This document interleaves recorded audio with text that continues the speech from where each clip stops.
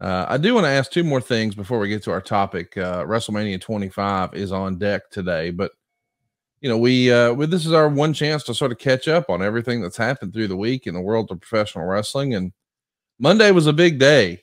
The other thing that came out was an interview with Ariel Helwani talking to CM Punk, and they actually covered his time in AEW. Did you get a chance to catch that? I saw a snippet of it, Conrad. I didn't see the whole thing. Again, my life this week has been a great week health wise. That's what I'm focusing on. I'm tired of all the negative news, all the bad news, and all the controversial stuff. It's just it's enough. It's enough. I think I mentioned to you that how much barbecue can a redneck eat? Right. You guys I'm tapping. Let's move on here. We got everybody's point of view. We understand. And no matter what anybody says in an interview, it's not going to solve the problems. Right. It's just, we're going to continue to wear that son of a bitch out. Let me ask you a talent relations type problem or an issue, perhaps. I'm not trying to speak it into existence, but while I was recording with Eric Bischoff earlier in the week, I had an idea, or I guess I wondered, hey, what if, and this is worst case scenario, what if this Saturday night somebody gets hurt in the main event? I ask because we're asking Roman to go back to back. He hasn't wrestled back to back nights since May of 2022. Wow. We're asking Seth to come back after a pretty daunting knee injury. He hasn't had a ton of matches. I know we saw him wrestle on Monday, but he was nursing that thing for a little bit. And now you got to think he's going to try to turn the volume up in his first WrestleMania main event with The Rock in the ring like this. And then there's Cody Rhodes. I mean, we know that dude wrestled with a torn pec, but hypothetically, if something disastrous was to happen and one of those three was not able to wrestle on Sunday, what would you do? I mean, I know you got Damian Priest hanging around with the Money in the Bank case, but even he himself on Saturday night is in a tag team ladder match. Those are very dangerous. This is a risky proposition to go back to back like this with some of your guys playing both nights, right? Yeah, it's a calculated risk, no doubt. But I think, unless they just go crazy in the ring doing wacky stuff, taking unnecessary chances, this match doesn't need unnecessary chances. It's the story's strong, and that's what you got to focus on, the story. And the story's been well told, and so you just hope something like that does not happen for anybody's sake. But if you do, they've got to come up with Plan B off the top of their head. At least if somebody got hurt on Saturday, they'd have till Sunday to figure out exactly how they want to handle it and come up with a game plan. And let's just hope that doesn't happen, and we ain't got to talk about that any too much farther, because we don't want to get anybody hurt. Fingers crossed, man. I'm pulling for those guys. I know it's a big night. It's two big nights, and I'd like to see it go off without a hitch, and it certainly did back in 2009. WrestleMania 25 is our topic. At this point, you had been announcing SmackDown since July of 2008. I think you were working with Taz in this era. Yeah. We haven't spent a lot of time talking about you and your partnership with Taz in the WWE. I know you've got to spend a lot of time with him in AEW, but right.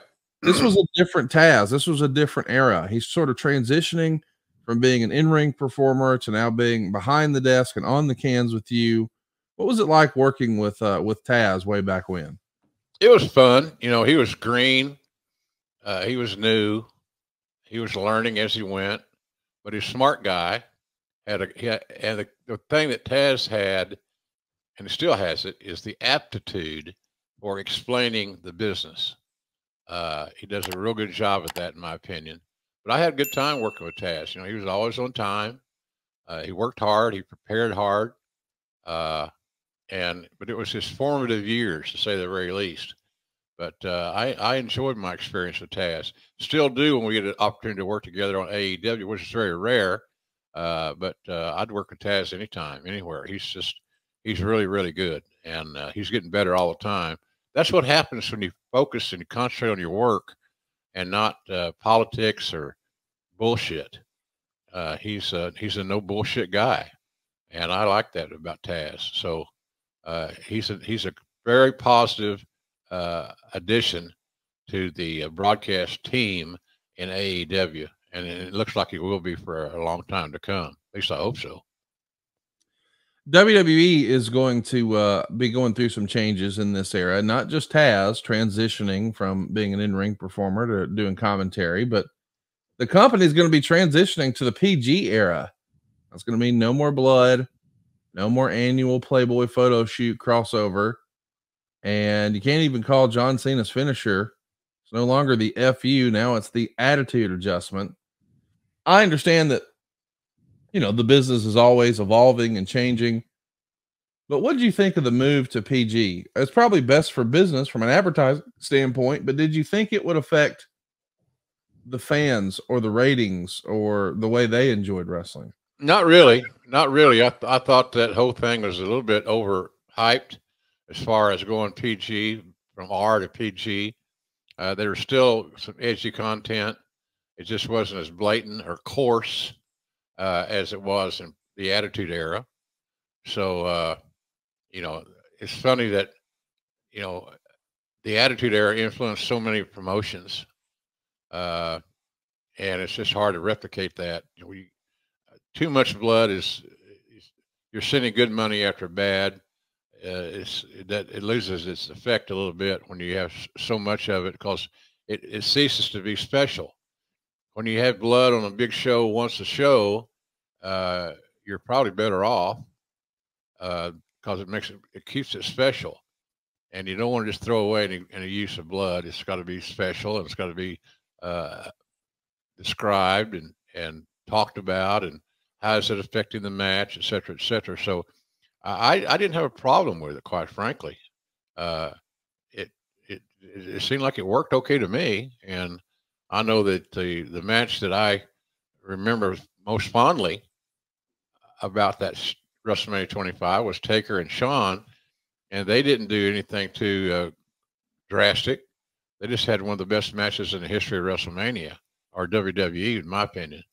It was a tremendous performance by both guys, and I always felt very honored to be able to be on that broadcast team for that match. I can't wait for us to talk about WrestleMania 24. But before we get there, I wanted to ask you about the movie The Wrestler. I don't think we've spent any time talking about this, but this Mickey Rourke movie was getting a lot of buzz. A lot of people are saying it's the best wrestling movie of all time. It grossed $44 million. It only cost $6 million to make. And it actually won Mickey a Golden Globe for Best Actor. But the critics loved it. I don't know how many people inside of wrestling loved it. What did you think of the movie? I thought it was entertaining. I watched it a couple of times. Mickey Rourke is not the easiest guy to get along with. I know. Is that the one where he had Frank Shamrock and somebody else there with him to make sure no funny business is going to take place? That's this WrestleMania, yes. Yeah. So that was unnecessary because nobody was going to jack him around. No. But he just had his little paranoia that existed there. But he did a hell of a job in the movie. There's no doubt about that. His look, his mannerisms, the whole 9 yards, spot on. So, so I don't know what the company thought about it. To me, having a major motion picture that was an award winner get so much publicity is good for wrestling. Again, no doubt about that. What's that? No doubt about it. I mean, it got a little more attention to wrestling. It got people talking about it, and I know a lot of people in the wrestling biz didn't actually love the presentation and felt like maybe it looked down on the profession of professional wrestling. But I, as a fan, could just watch it and enjoy it and not think about all that. And I'm glad to hear you were able to as well. Yeah, it was a fun watch. I even watched it again the other day. I saw it someplace, and it's one of those movies where I have a handful of movies I like to watch that I'll watch again pretty much anything by John Wayne, you know, things like that. I'm a mark for. But I thought that the wrestler was well done. Hey, look, all they did was tell the truth. Right. I mean, I think we can say what we want about, well, it was a hatchet job or it wasn't good for wrestling, et cetera, et cetera. I don't know that to be fact. I don't think it hurt wrestling at all. It created an awareness for the genre and showed a realistic look at what how some wrestlers experienced their profession. It was interesting and how that worked out. But Mickey Rourke character reminded me of a lot of guys that you know that had issues and ended up being broke. One of the most poignant scenes to me was the autograph session where Mickey, the character, was sitting at a little card table, coffee table, whatever, and nobody was there. He was sitting there by himself, which is a hell of a feeling. You know, I've got some appearances coming up, and God forbid that we don't have anybody show. That would not be good.